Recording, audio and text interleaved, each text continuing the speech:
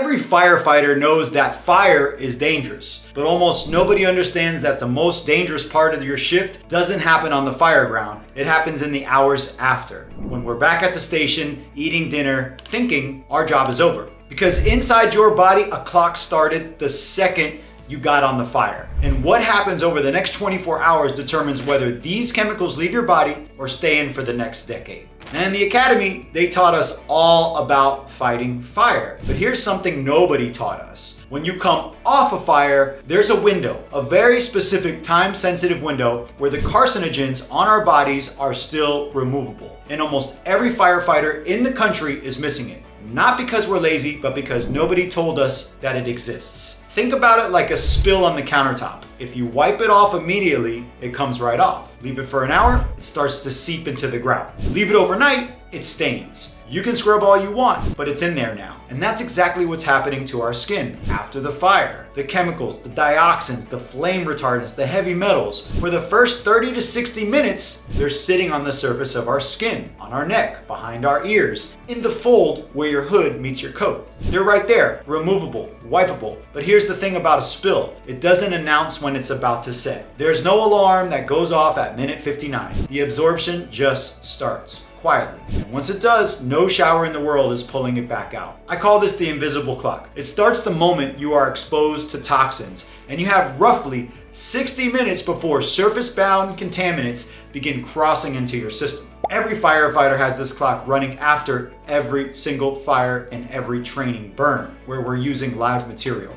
The problem is, nobody told you it was ticking. The most dangerous hour of your shift isn't the one on the fire, it's the one after, the one we don't know about. So now that we know we're on a time clock, let's talk about what actually happens when the window closes. Because this is the part that should genuinely concern you. And it's the part that no department SOP covers. Imagine your skin has thousands of tiny wells. These are your hair follicles. After a fire, soot and combustion byproducts settle into those wells and mix with your sebum, the oils your skin naturally produces. During the first hour, that mixture is sitting at the surface. It's accessible. But after the first hour, your follicles essentially drink it in. The PAHs dissolve into the lipid layer. They move from the surface into the follicle, from the follicle into the surrounding tissue, and from there into your bloodstream. This isn't a theory. It's called follicular absorption, and it's been measured in studies on occupational dermal exposure. And here's where it gets worse. The areas where this happens fastest are the exact areas we protect the least, our neck and jawline.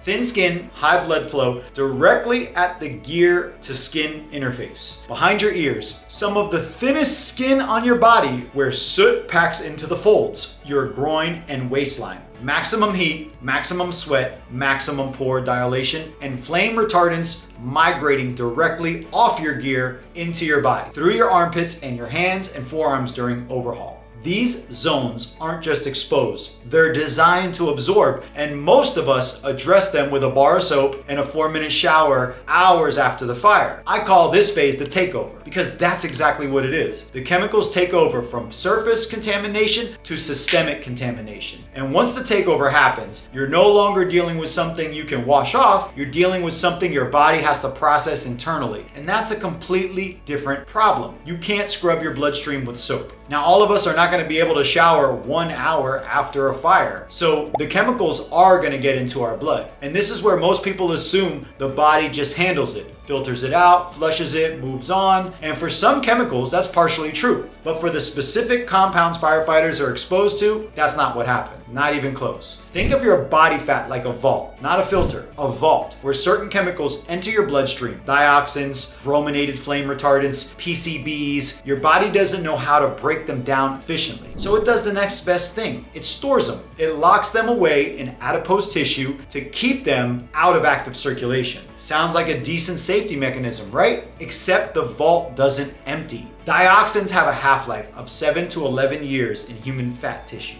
Brominated flame retardants, some of them 3 to 6 years, and PCBs up to 10 years. That means every fire, every live training burn, every exposure across our entire career is making a deposit into that vault, and the vault is getting fuller. This is what toxicologists call body burden. It's cumulative, it's measurable, and it's the reason that this is classified as a group 1 carcinogen, the highest classification. Not probably, not possibly, sufficient evidence. No safe threshold. The exposure itself is a carcinogen, and every deposit you make into that vault raises your body's burden for the rest of your career. This is the long deposit. It's not one fire that gets you, it's the accumulation. Hundreds of deposits over 20 or 30 years stacking on top of each other, never fully clearing. And here's what makes this most frustrating. Most of us don't even know this account exists until something shows up on a blood panel or a scan years later. By then, the long deposit has been compounding silently for a decade. Cancer doesn't come from one fire. It comes from a career of deposits you never knew you were making. So just to cover this again, the timeline is clear. Surface to skin, skin to blood, blood to fat, minutes to decades. And the question every firefighter should be asking right now isn't, is this happening to me? Because it is. The question is, what can I do about it? And this is where it gets interesting, because the fire service has spent millions answering the first part of the equation.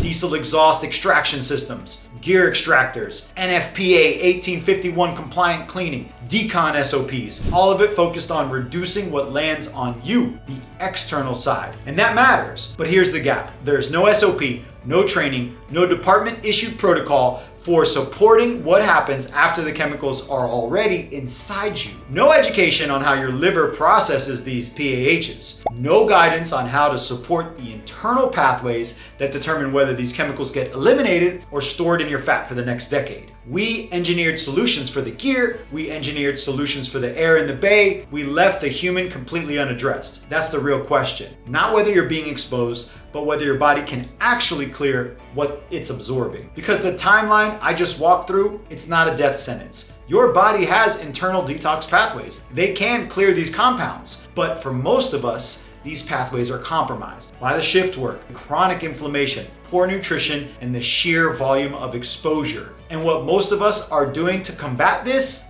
is actually making it worse. That's right. The single most popular thing that firefighters are being told to do right now for detox, something that every wellness influencer on the internet is pushing, is actually recirculating those chemicals back into your bloodstream instead of removing them. And almost nobody in the fire service is talking about it. Make sure you subscribe so you don't miss the next video where I'm going to explain exactly what that is. And if you want to make sure you're doing your job when it comes to detox, there's a link in the description where I give you a 7-day detox protocol. This is going to tell you exactly how to detox your body over 7 days so that you can continually be detoxing your body for the rest of your career. And if you're really worried about those chemicals that are landing on you during the fire before overhaul, make sure you're wiping down all the areas of your body, getting those chemicals off your skin right away. That's a quick thing that you can start doing now. But if you want to know how to detox properly, how to make sure that everything's working so that you're getting rid of those chemicals,